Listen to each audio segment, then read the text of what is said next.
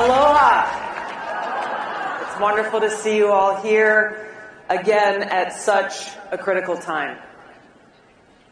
Our democracy is under attack. The perpetrators of this attack are those who, in the name of saving our democracy, are destroying it. I don't use these words lightly. Every one of us who loves this country and who cherishes peace and freedom should be very alarmed by those who, driven by their insatiable hunger for power, are actively undermining all that we stand for.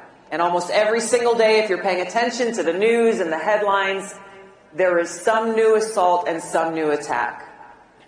Now, it's the Democrat elite and the swamp creatures in Washington who are doing all that they possibly can to keep us, the American people, from a very simple thing, having the freedom to choose who we want to be our next president.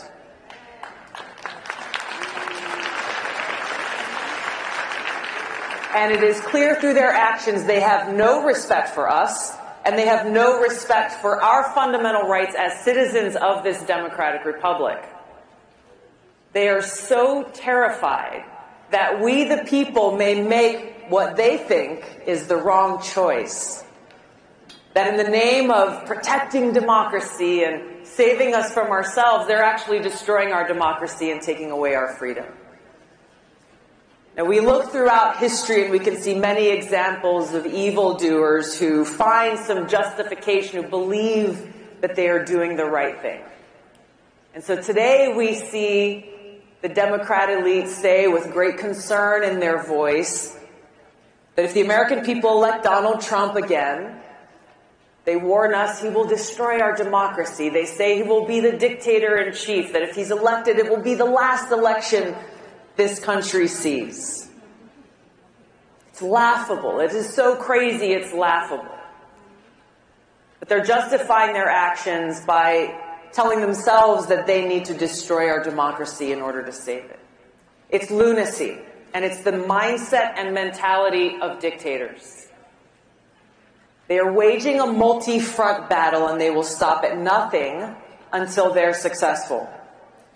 I'm going to go through a few of the many examples. We've seen how Colorado, Maine, 32 states have taken some action or another themselves in an unprecedented way to try to remove the leading Republican candidate for president, Donald J. Trump, from the presidential ballots. In defiance of the Constitution, these people are single-handedly deciding that somehow they alone have the authority to take away our right as citizens to decide who we want to be our president. We see in Congress, a progressive congressman, Ro Khanna from California, someone who I've known for years. He is so desperate to take Trump off the ballot that he's demanding that the chairman of the Federal Reserve, a position that's supposed to be nonpartisan and apolitical, take action and intervene to stop the former president from getting reelected. On December 27th of last year, Representative Khanna said in a post on X that Federal Reserve Chair Jerome Powell, quote, should cut interest rates now, given most of inflation was caused by supply shocks. If he doesn't, he may be the person most responsible for the return of Trump. The Democrat elite and their cronies, they're using our criminal justice system to prosecute and distract the Republican presidential candidate in the midst of his campaign. As we know, Donald Trump currently faces 91 charges in 4 criminal cases, 44 on the federal side, 47 on the state side, all felonies. This most recent ruling in New York, the real estate case, charging him a $355 million fine plus nearly $100 million in interest for a business transaction where there was no victim or complaint, where all parties made money. So egregious that even people who are not fans of Donald Trump are standing up and saying this is crazy and criticizing this judge's decision that from the very beginning has been a very clearly politically motivated hit job.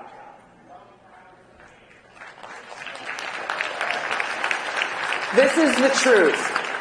They're hoping and doing all that they can convict Donald Trump of some crime, any crime, to try to undermine his support and therefore prevent what they fear most. a second Trump presidency. And there's a reason why they're so afraid of him, because he poses a threat to this establishment where they draw their power from. When we take a step back and look beyond the personalities, look beyond Donald Trump and Joe Biden, what we're facing is a threat of far greater magnitude. A very dangerous precedent is being set. Our democratic republic is being destroyed by the permanent Washington elite, and there are people in both political parties who truly believe they and not the American people have the right to decide who should be our president. They easily and dangerously dismiss our Constitution, the rule of law, the voices of the American people, anointing themselves as the ones who have the power and justification to make this most important decision. Now, I've only mentioned a few of the many examples. I could write a whole book detailing all that's been done, all that the Democrat elite and Washington establishment have done and are doing to try to destroy Donald Trump and steal our election. As you know very well, President Trump has endured years of attacks. What we're seeing now is a continuation of something that began in 2016, ever since he came down that golden escalator. Now, I've met a lot of strong, tough people in my life. I can't think of a single one who could not only withstand all that they are throwing at Donald Trump without crumbling, but someone who would actually choose to keep fighting against the entire Washington establishment.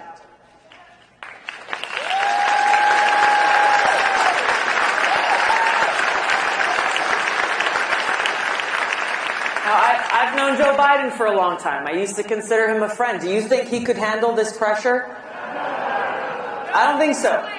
I think even a fraction of this pressure and stress and attacks that Trump has endured would cause him to crumble.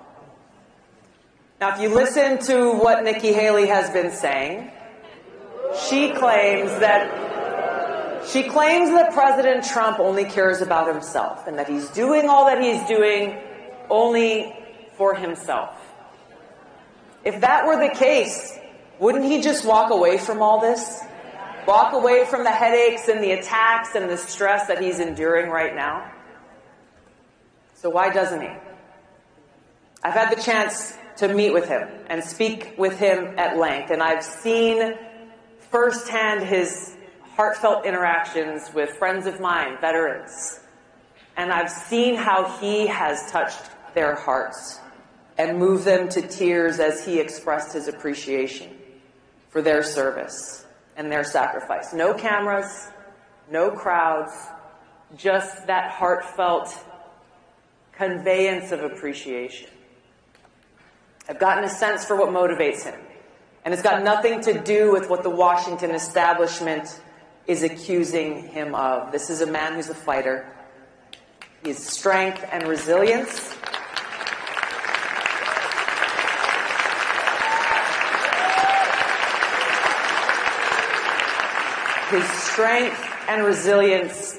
can only come from one place.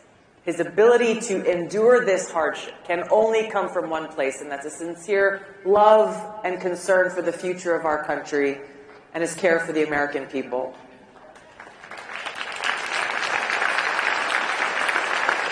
But we've got a lot of work to do ahead of us. Now is the time for us to act motivated by our love of country. We've got to take all the outrage and sadness and fear that we may feel, caused by those in power who have no care or respect for the will of the people. Take all of those feelings and let that motivate us to take action, to find strength in knowing that they are doing what they're doing because they're afraid of us.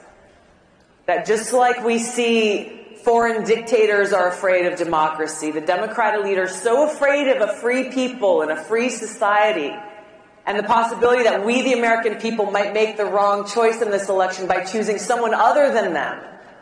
They are doing all they can through the power of law enforcement, the criminal justice system, the national security state, doing all that they can to stop us from exercising our freedom. They forget that we, the people, are the ones with the power.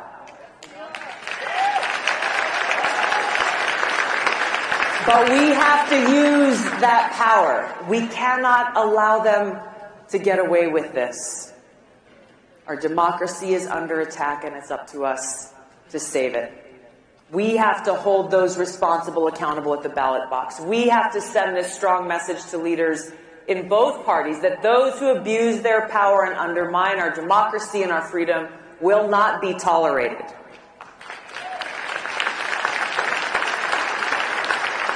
If we do nothing, if we turn a blind eye to those who are weaponizing our criminal justice system against their political opponents and telling us who we are and aren't allowed to vote for, telling us what we are and aren't allowed to say or see or hear, it will set a dangerous precedent for every election and presidency in the future, and its democracy as we know it will be finished.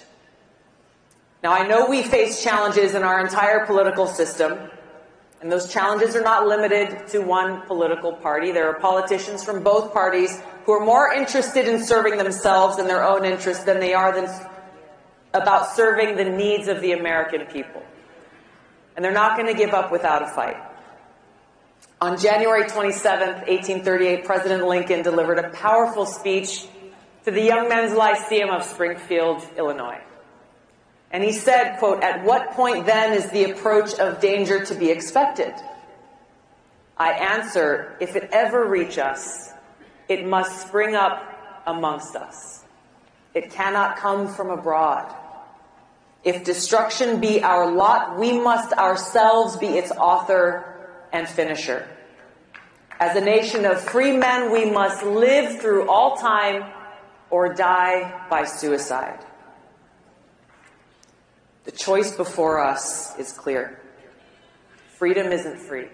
We can't lose sight of what we can accomplish when we, the people, stand together on the foundational principles that this country was built on.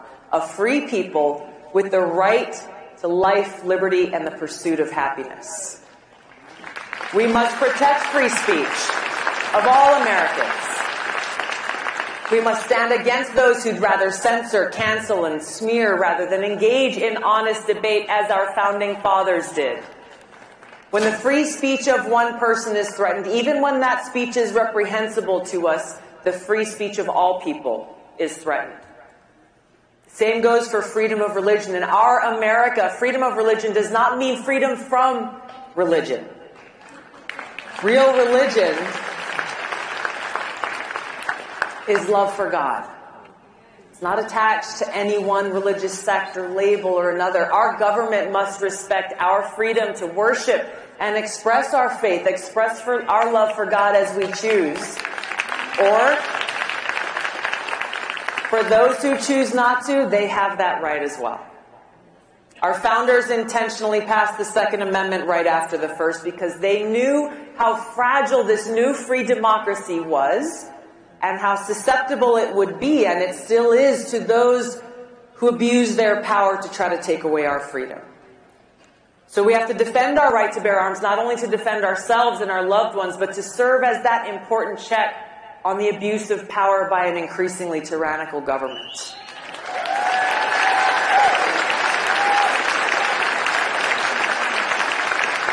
We must stop the bipartisan warmongers of Washington who constantly beat their war drums, who have pushed us to the precipice of World War III and a nuclear catastrophe.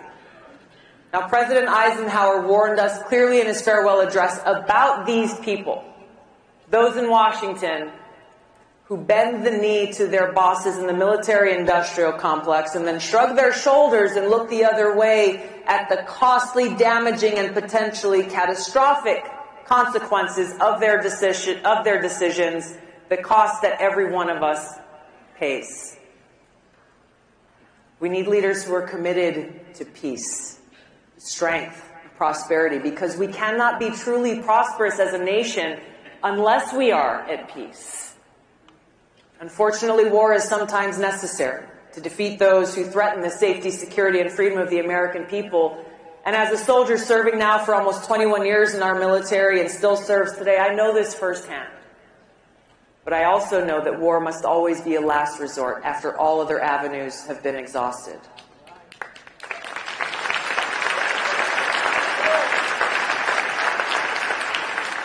We need leaders who are committed to upholding the rule of law, who are committed to keeping our communities safe and securing our borders.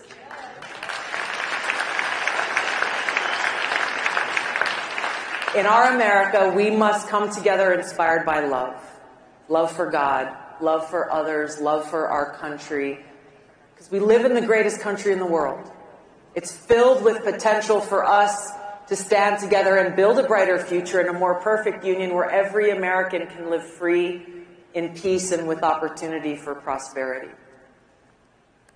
To make this future a reality, we must not only come together in spaces like this with our brothers and sisters who agree with us, we also have to reach out to those who we may not agree with on every issue, but who love this country as we do and who are just as frustrated with those abusing their power as we are.